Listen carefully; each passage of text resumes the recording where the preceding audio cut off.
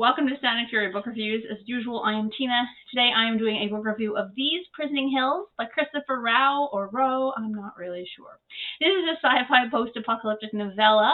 It's coming out in, I think at the end of the month.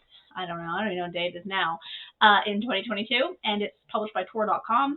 I received this book from NetGalley in exchange for a fair review, as usual. An interesting novella with complex world building, These Prisoning Hills is less action than introspection, and while conceptually fascinating, it suffers from wordy prose and a bit of a disjointed structure. But I did enjoy it. I did think it was interesting. It has a few things that just didn't work for me, and that's fine. Some people might really love this kind of take, and other people might not. And of course, that's how reading works. What is this book about? In a long-ago war, the all-powerful AI ruler of the voluntary state of Tennessee, Athena Parthenis, Queen of Reason, invaded and decimated the American Southeast. Possessing the ability to infect and corrupt the surrounding environment with nanotechnology, she transformed flora, fauna, and the very ground itself into biomechanical weapons of war. Marcia, a former captain from Kentucky, experienced firsthand the terrifying mind-twisting capabilities of Athena's creatures. Now back in the Commonwealth, her retirement is cut short by the arrival of federal troops in her tiny, isolated town. One of Athena's most powerful weapons may still be buried nearby, and they need Marcia's help to find it.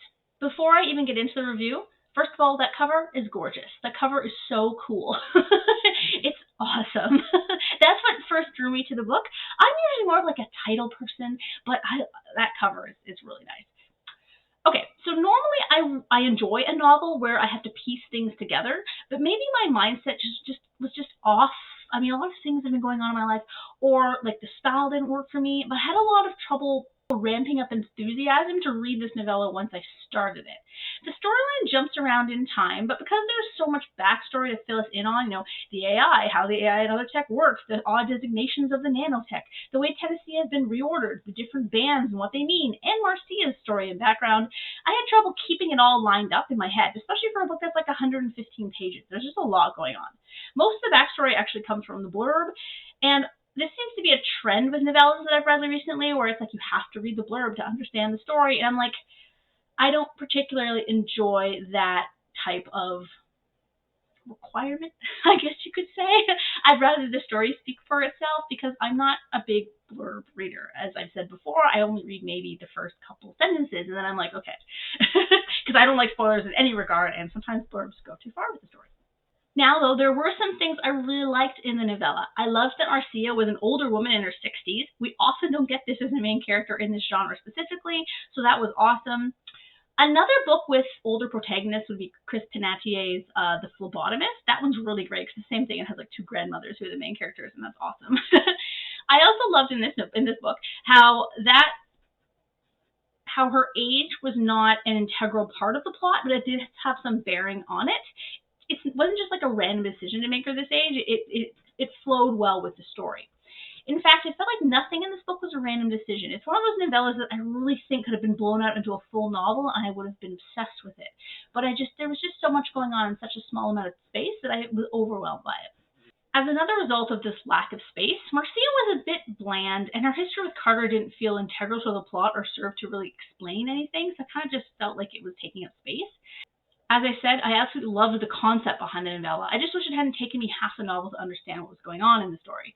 I also really liked the metaphors and certain turns of phrase that the author used. I can't really quote anything because this is an arc, but if you enjoy prose on the more flowery or perhaps like ethereal side, this book would really work for you, because there is a lot of that, and I like that aspect of it.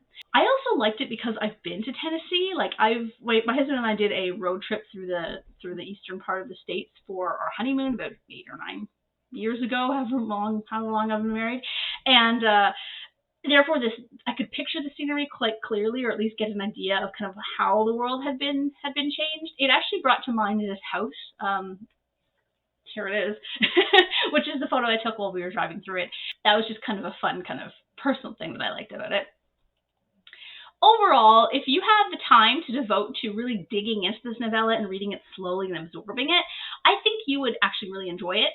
But it's not an action-packed, 90s X-Men episode featuring the Sentinels, or a humans versus, Decepticon story. It's definitely not not that. The cover kind of makes it look like some kind of like evil Pacific Rim, but it's definitely more a world building story than an action based plot story. So, but thank you again to the publisher, Tor.com, for the novella. I did enjoy it, and thank you, NetGalley, again for the free arc.